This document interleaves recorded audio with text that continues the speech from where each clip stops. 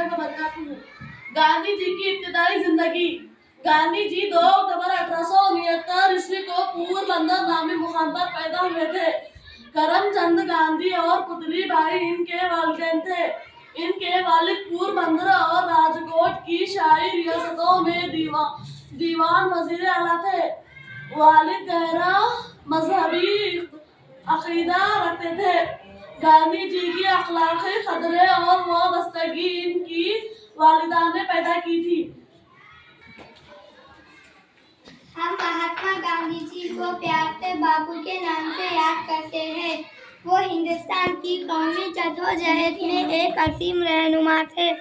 انہوں نے اپنے آپ کو استحصال، اچھوت کے خاتمے اور ہندو مسلم ہم آہنگی کے لیے بھی پوری طرح وقف کر دیا۔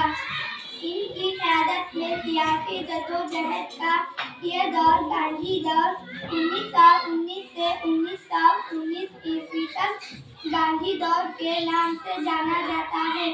گاندھی جی کی زندگی کو متاثر کرنے والے اہم تصانیف یہ ہیں: بھگوت گیتا، جان رسکن کی unto the last, Leo Tolstoy کی